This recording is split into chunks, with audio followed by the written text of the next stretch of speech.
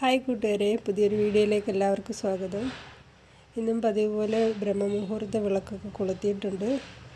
Alarm വെച്ചിട്ടുണ്ടായിരുന്നു, പക്ഷേ alarm കേട്ടല്ല ഉണർന്നത്. Alarm അടിച്ചിട്ടും ഞാൻ അറിഞ്ഞില്ലായിരുന്നു.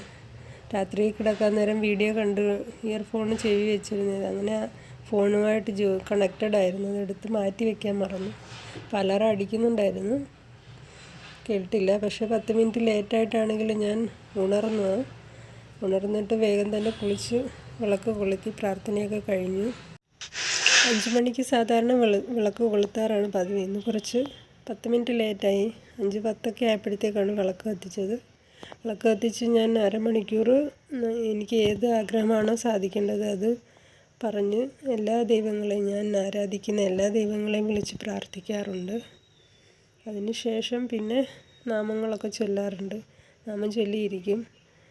2 ദിവസമായിട്ട് ഞാൻ കിടന്നുറങ്ങുമായിരുന്നു. അത് കാരണം ഭയങ്കര ക്ഷീണം. ഇന്നലെ തന്നെ കരുതി ഞാൻ ഇന്ന് ഉറങ്ങില്ല, നാമം ചെല്ലും. അത് മാത്രമല്ല, അത് കഴിഞ്ഞ് എനിക്ക് 6 മണിക്ക് വെറ്റില ദീപം കൊളുത്തണമായിരുന്നു. അപ്പം അത് കാരണം പിന്നെ ഞാൻ കിടന്നിട്ടില്ല. ഞങ്ങളുടെ സൈഡിലൊക്കെ വിളക്ക് കത്തിക്കുക എന്നായിരുന്നു പറഞ്ഞുകൊണ്ടിരുന്നത്. അപ്പോൾ ഇപ്പോൾ എനിക്കതങ്ങനെ പറയുമ്പോൾ എന്തോ ഒരു ബുദ്ധിമുട്ട് പോലെ തോന്നാറുണ്ട്. വിളക്ക് നമ്മൾ കത്തിക്കുകയല്ലല്ലോ ചെയ്യുന്നത്, ദീപം തെളിക്കുക അല്ലെങ്കിൽ വിളക്ക് കൊളുത്തുക എന്നാണല്ലോ പറയേണ്ടത്. അപ്പം പണ്ടൊക്കെ അമ്മ വൈകുന്നേരം ആകുമ്പം പറയും, കുളിച്ചിട്ട് പോയി വിളക്ക് കത്തിക്കുക. അങ്ങനെ ആ ഒരു കേട്ട ശീലം കാരണമാണ് നമ്മളങ്ങനെ പറയുന്നത്. ചില സ്ഥലങ്ങളിലൊന്നും അങ്ങനെ പറയാറില്ല, വിളക്ക് കൊളുത്തു എന്നാണ് പറയുന്നത്.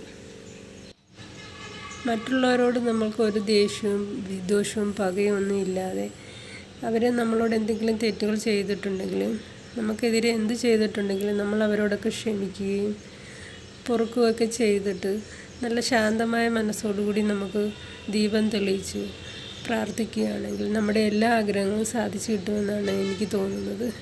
എനിക്ക് അങ്ങനെ ഇപ്പോൾ ഒരു വിശ്വാസമുണ്ട്. കാരണം പണ്ടൊക്കെ എനിക്ക് ചെറിയ ചെറിയ കാര്യങ്ങൾക്ക് പോലും മറ്റുള്ളവരോട് ദേഷ്യവും പകയൊക്കെ തോന്നിയിട്ടുണ്ട്. നമ്മൾ മറ്റുള്ളവരെയൊക്കെ സഹായിക്കുകയൊക്കെ ചെയ്തിട്ടുണ്ടെങ്കിലും അവരിൽ നിന്ന് മറിച്ചൊരു പ്രതികരണം ഉണ്ടാകുക, അല്ലെങ്കിൽ അവർക്ക് നമ്മളോട് ഒരു സ്നേഹമില്ലെന്ന് തോന്നുകയൊക്കെ ചെയ്യുന്നത് കാണുമ്പോൾ ഒരു വല്ലാത്ത വിഷമം തോന്നിയിട്ടുണ്ട്. ഞാൻ സ്വയം കരയാറുണ്ടായിരുന്നു അങ്ങനെയൊക്കെയുള്ള സമയങ്ങളിൽ, അതൊക്കെ ഓർത്തിട്ട്. അപ്പം തന്നെ ഞാൻ അത് മാറ്റും. കാരണം നമ്മൾ കരയുമ്പോൾ അതിൻ്റെ ദോഷം അവർക്ക് കിട്ടുമല്ലോ എന്ന് വിചാരിച്ച് ഞാൻ പിന്നെ അതൊക്കെ നിർത്തി. കാരണം നമ്മൾ കാരണം മറ്റുള്ളവർക്കൊരു ദോഷം പോലും സംഭവിക്കരുതെന്നാണ് എൻ്റെ ചിന്ത.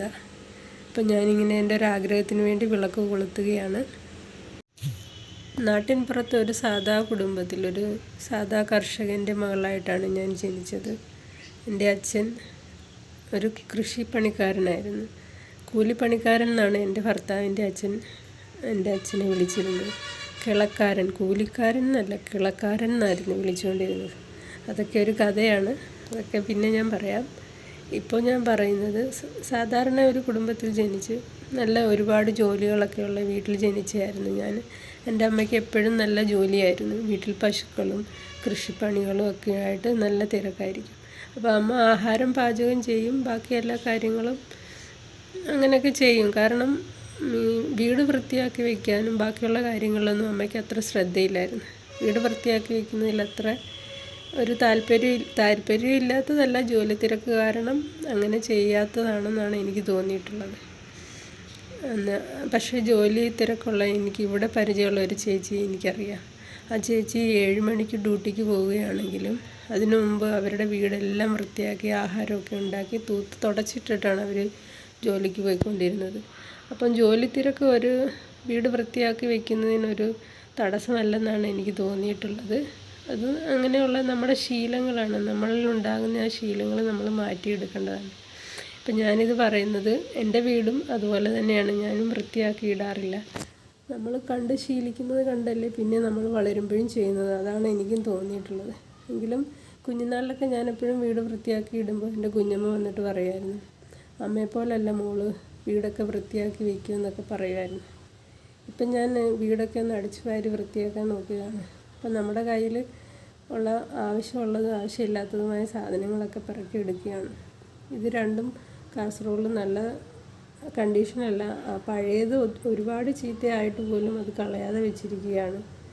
പുതിയതും ഒരുവിധം ഉപയോഗിച്ച് കഴിഞ്ഞു, എന്നിട്ടും പഴയത് ഇതുവരെ കളഞ്ഞിട്ടില്ല. അതുപോലെ തന്നെയാണ് നമ്മുടെ ഇഡ്ഡലി ഉണ്ടാക്കുന്ന പാത്രം. പഴയത് കിഴിഞ്ഞ് അത് കളയാറുള്ള കണ്ടീഷനായിട്ട് പോലും അത് കളയാതെ ഞാൻ വീട്ടിൽ സൂക്ഷിച്ച് വെച്ചേക്കുകയാണ്. അങ്ങനെ ഒരുപാട് സാധനങ്ങളുണ്ട്. പിന്നെ എന്തെങ്കിലും ഉപയോഗം വരും എന്നും പറഞ്ഞ് സൂക്ഷിച്ച് വെച്ചേക്കുകയാണ് ഇതുപോലൊക്കെയുള്ള ഡബ്ബകൾ, കുപ്പികൾ. ഇത് എനിക്ക് ഗാർഡനിങ് ഒത്തിരി ഇഷ്ടമായത് കാരണം ഞാൻ ഇതൊക്കെ ഇങ്ങനെ മാറ്റിയെടുത്ത് വയ്ക്കും. എന്തെങ്കിലും ആവശ്യം വരും, ചെടി പാകാം, വിത്ത് പാകിയെടുത്ത് നടാം, അങ്ങനെയൊക്കെ വെച്ചേക്കുന്നതാണ്. പക്ഷേ വീട് ഇതൊത്തിരി ഇങ്ങനെ കൂടിക്കിടക്കുമ്പോൾ വീട്ടിനകത്തൊരു നെഗറ്റീവ് എനർജി ഉണ്ടാകാറുണ്ട്. അപ്പം കുറേ പാത്രങ്ങൾ ഞാൻ അതുപോലെ പെറുക്കിയെടുത്തതാണ്. നോൺ സ്റ്റിക്കിൻ്റെ തവ, പാന് അതൊക്കെ വാങ്ങിക്കുമ്പം അതിൻ്റെ കൂടെ കിട്ടുന്ന ഇടക്കണാണിത് കേട്ടോ. ഇതൊക്കെ നോൺ സ്റ്റിക്കിൻ്റെ ആ തവയും പാനും ഒക്കെ ഉപയോഗിച്ച് ചീത്തയായി പോയിട്ടും ഈ ഗ്ലാസ്സിനൊന്നും ഒരു കുഴപ്പമില്ല. അത് ഉപയോഗിക്കാറില്ല. ഉപയോഗിച്ചാൽ അത് അങ്ങനെ പെട്ടെന്ന് ഡാമേജ് ആകുന്നൊരു സാധനമല്ല. പിന്നെ അതുപോലെ ഫ്ലാസ്ക്, ഇതൊന്ന് മറിഞ്ഞ് വീണ് അതിൻ്റെ പോയതാണ്, ചൂട് നിൽക്കുന്നില്ല. ഇപ്പം എൻ്റെ കയ്യിൽ നിന്ന് ജസ്റ്റ് ഒന്ന് മറിഞ്ഞ് വീണതേ ഉള്ളൂ. അപ്പോഴത്തേനും അതിൻ്റെ ആ വർക്കിംഗ് കണ്ടീഷൻ പോയി. അപ്പം അങ്ങനെ ചീത്തയായിരിക്കുകയാണ്. ഇതൊക്കെ കളയാതെ വെച്ചിരിക്കുകയാണ്. ഇങ്ങനെയൊക്കെയുള്ള സാധനങ്ങൾ നമ്മുടെ വീട്ടിലുണ്ടെങ്കിൽ അതൊക്കെ എടുത്ത് മാറ്റി വീടിനെ നല്ല ക്ലെൻസിങ് ചെയ്തെടുക്കണം. പോസിറ്റീവ് എനർജി ഉണ്ടാവണമെങ്കിൽ ഇതുപോലൊക്കെയുള്ള സാധനങ്ങൾ മാറ്റിയെടുക്കണം. അപ്പോൾ ഇന്നത്തെ വീഡിയോ ഇത്രയേ ഉള്ളൂ. പുതിയൊരു വീഡിയോയുമായി നമുക്ക് വീണ്ടും നാളെ കാണാം.